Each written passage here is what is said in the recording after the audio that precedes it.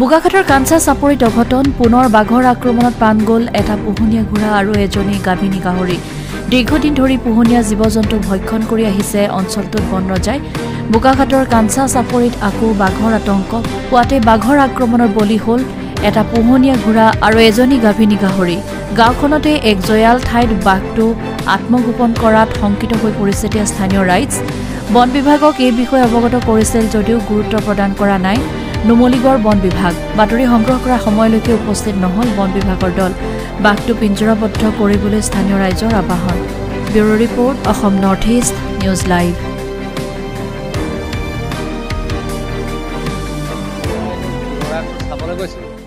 চাওঁতে মানে মই ভাবিছিলোঁ মই এই গাহৰিটোত মাৰিলে বুলি। তাৰপিছত কোচটো চাইছোঁ কিবা ভাগৰ কোচটো।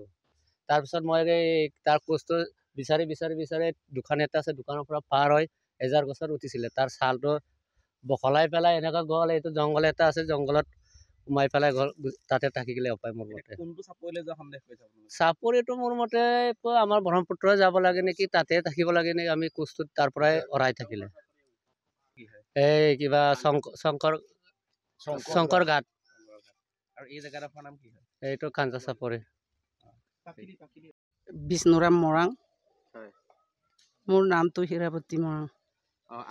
আৰু মোৰ এই ঘোঁৰা মাৰিছে আৰু এইটোৰ কাৰণে ইফালে চেলেগাঁওতো মানুহ মাৰিলে, ইফালে বহুত চাপৰিত গৰু মাৰি আছে। আমি শুনি আছোঁ, তথাপিতো কিবা পৰস্ত একো ব্যৱস্থা নলোৱাৰ কাৰণে আমাৰ ঘৰৰ ওচৰত পাই পেলাই এতিয়া আকৌ গাহৰি মাৰিছে, ঘোঁৰা মাৰিছে। এনেকুৱা কৰাৰ কাৰণে এতিয়া বহুত বিপদত পৰি গৈছোঁ। পৰস্তই কিয় জানো এইবিলাক ব্যৱস্থা নলয়। তেতিয়া আমাৰ অতুল বৰা ডাঙৰীয়াকো ইয়াকো এদিনাখন ফোন কৰিছিলোঁ, তেতিয়া ইহঁতে ৰিচিভো নকৰে। তাৰপাছত এতিয়া দেখোন গোটেইখিনি আমাৰ গাঁও, ইয়াতে কিমান গাঁও আছে, এইটোৰ পৰা দেখোন একোৱে ঘূৰি ফুৰিব নোৱাৰে, ল'ৰা ছোৱালী স্কুল যাব নোৱাৰে।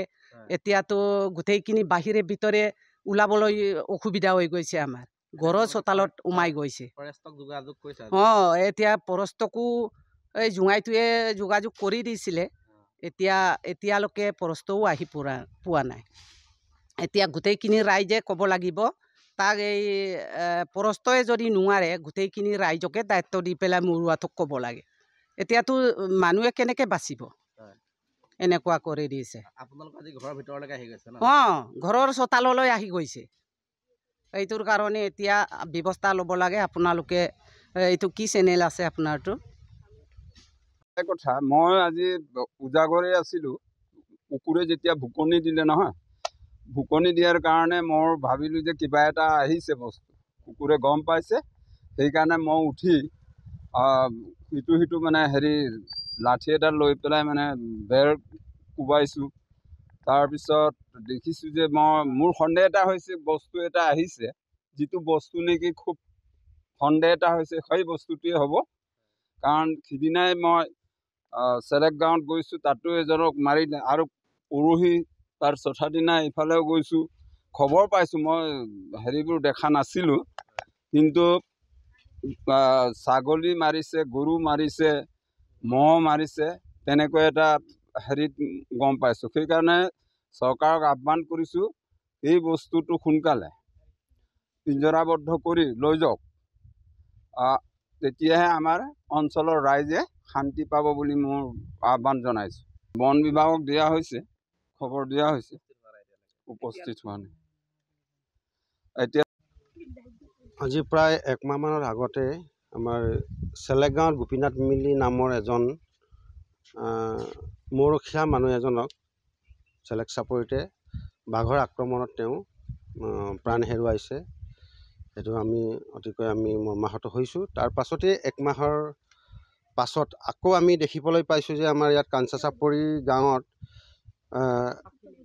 পাখিলি চেক বান্ততে আজি বিষ্ণু মৰাঙৰ ঘৰৰ সন্মুখতে তেওঁৰ এটা ঘোঁৰা, পোহনীয়া ঘোঁৰাক বাঘৰ আক্ৰমণত আমি দেখা পাইছোঁ।